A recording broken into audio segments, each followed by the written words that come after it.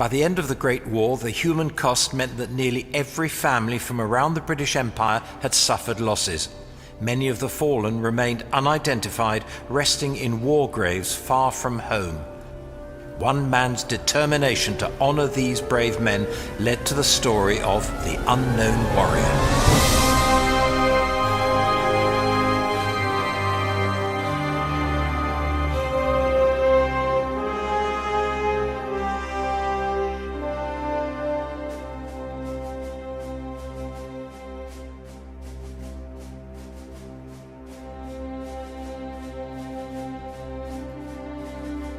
In 1916, Reverend David Railton, while serving as an army chaplain on the Western Front, had seen a small wooden cross marking a grave with the words, "An unknown British soldier." He later wrote, "How that grave caused me to think.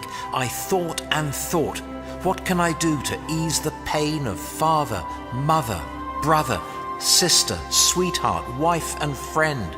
Quietly and gradually there came out of the mist of thought this answer, clear and strong.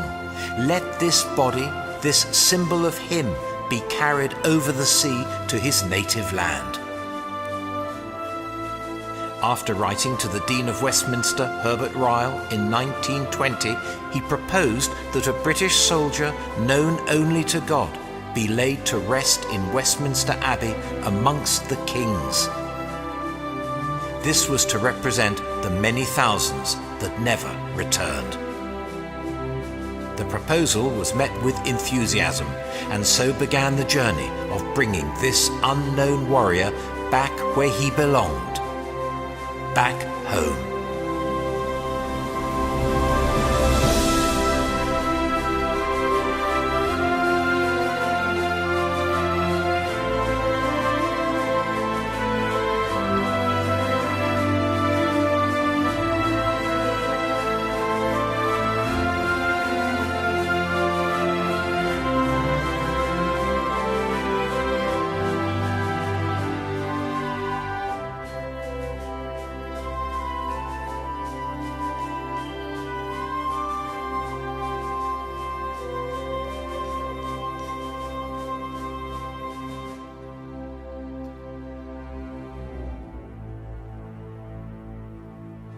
On the evening of the 7th of November 1920, the remains of 4 unidentified soldiers, one from each of the 4 main battlefields, were placed in the chapel at Saint-Paul-sur-Ternoise, near Arras in France.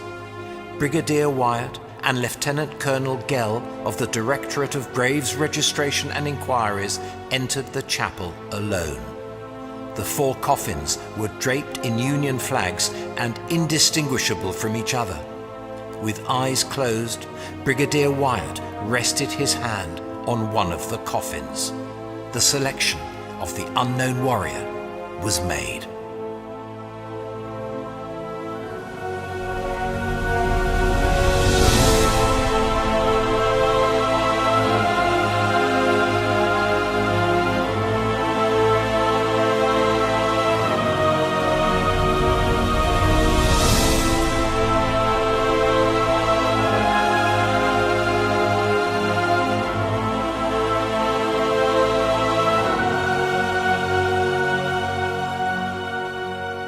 The coffin stayed at the chapel overnight, and on the afternoon of the 8th of November, it was transferred to the medieval castle within the ancient citadel at Boulogne. A Légion d'honneur en masse kept a vigil overnight. The following morning, the coffin was placed in a casket of oak timbers of trees from the grounds of Hampton Court Palace and placed onto a French military wagon. At 10:30 a.m., all the church bells of Boulogne tolled, and the mile-long procession, led by 1,000 local schoolchildren, escorted by a division of French troops, made a solemn march to the harbour.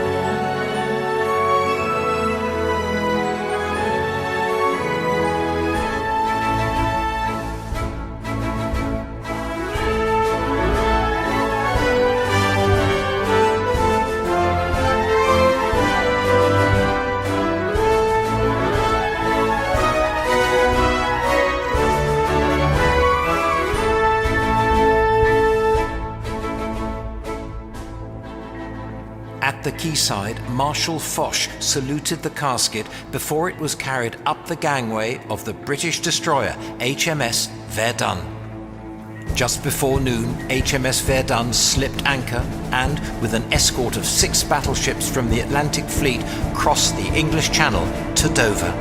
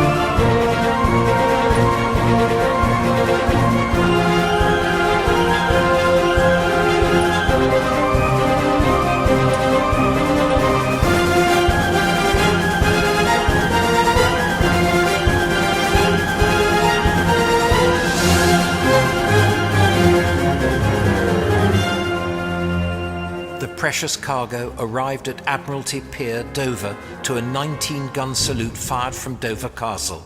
It was placed in utility van number 132, and at 5:50 p.m. on the 10th of November, it began its 3-hour train journey to Victoria Station.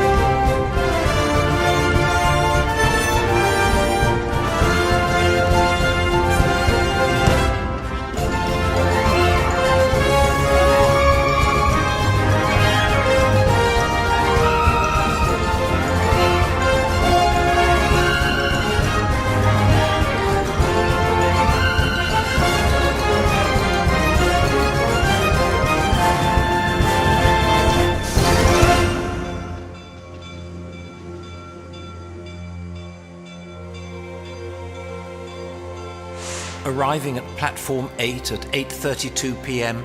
and now regarded as a national symbol, the representative of the thousands who made the ultimate sacrifice, the unknown warrior, was greeted by a guard of honor and a large, silently respectful crowd. A plaque marks the site, and every year on the 10th of November, a small remembrance service organized by the Western Front Association takes place between platforms 8 and 9 to honor and pay respects to this most significant of arrivals. It remained there overnight under escort until interment at Westminster Abbey the following day.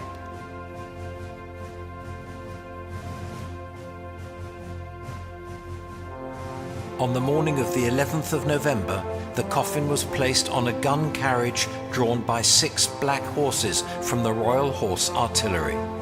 Huge crowds had gathered as the carriage travelled between lines of troops, their heads bowed and rifles reversed, for the short journey from Victoria Station to Westminster Abbey.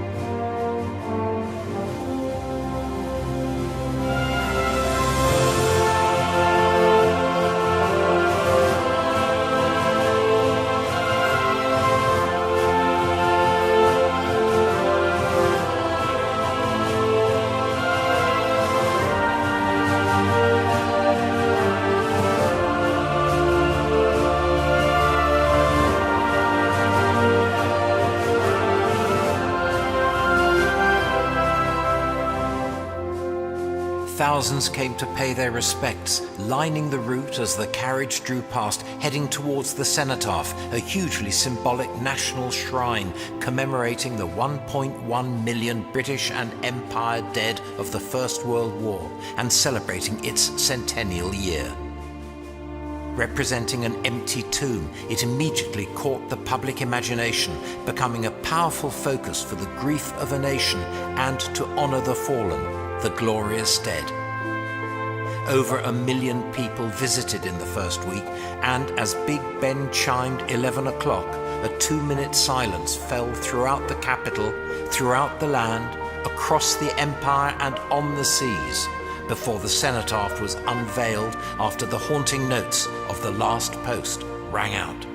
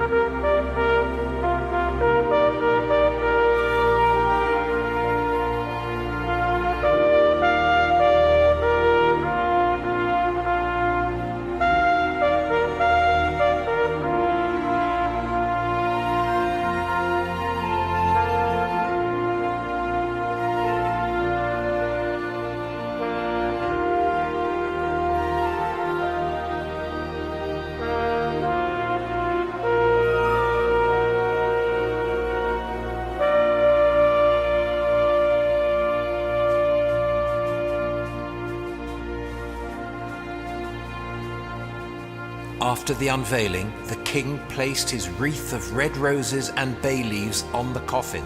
His card read, "In proud memory of those warriors who died unknown in the Great War, unknown and yet well known, as dying, and behold, they live."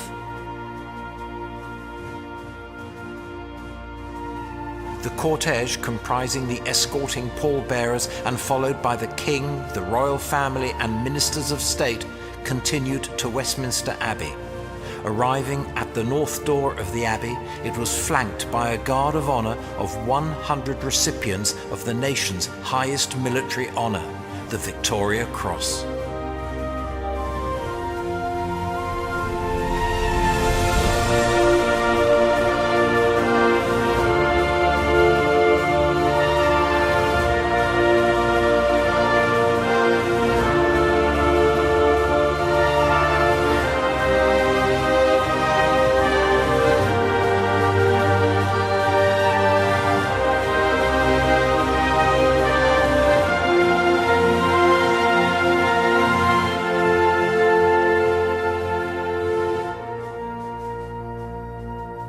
The congregation settled and the choir sang. 100 women selected from the 15,000 who had lost a husband and one or more sons, bereft with emotion, took their place, and as the dean began to conduct the service, cries of mourning echoed around the abbey. The procession made its way to the grave, carefully removing the wreath, sidearms and helmet and the Union flag, and lowered the coffin into the grave. After the Lord's Prayer, the hymn "Abide with Me" was sung with spirit and heartfelt emotion as the burial service came to a close. Servicemen from the armed forces stood guard as tens of thousands of mourners on a scale never seen before filed silently past the unknown warrior to pay their respects.